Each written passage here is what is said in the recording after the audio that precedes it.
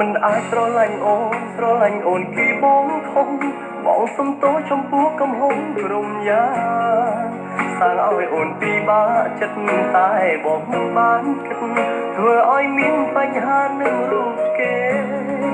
ត្រឹមប្រាអារម្មណ៍ខ្វល់ពីអូនចង់ដឹងពីសុខទុក្ខស្ងួនបងស្ម័គ្រខ្លួនចាំកំណោអូនក្រុមទេ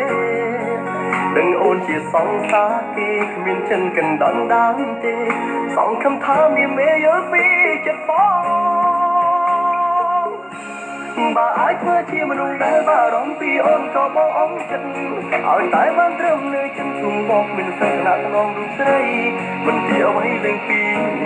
មិនសុំសិនស្រឡាញ់ថ្លៃ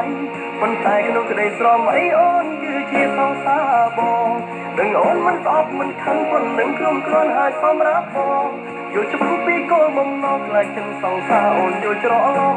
បងខំចិត្តនៃអោឆ្ងាយមិនមើលអូនពីចោលងាយមិនដែលគិតថាសោកស្ដាយដែលបងស្រឡាញ់អូ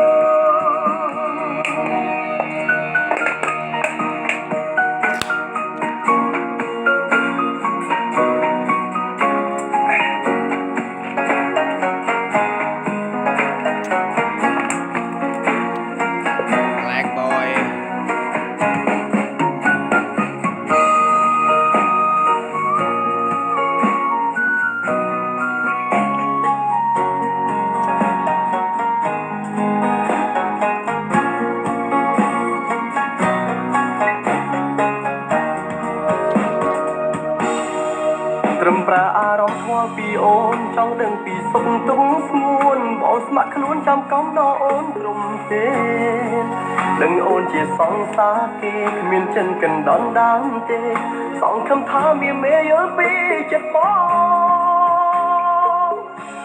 បើអាចធ្វើជាមនុស្សដែលបារម្ភពីអូនក៏បងអងចិត្តឲ្យតែបានត្រឹមនៅចិនទូមកមិនសឹងណាក្នុងរូបស្រីមិនជាអ្វីលេងពីមិនសុំសិនស្រឡាញ់ថ្លៃ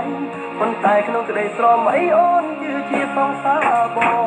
ដឹងអូនមិនស្អប់មិនខឹងប៉ុន្តែក្រុមគ្រាន់ហើយសម្រាប់បងយល់ច្បាស់ពីគោលបំណងខ្លាចចិនសង្សារអូនយល់ច្រឡំបងខំចិត្តនៃអោឆ្ងាយដូចមើលអូនពីចោលងាយមិនដែលគិតថាសោកស្ដាយដែលបងស្រឡាញ់អូ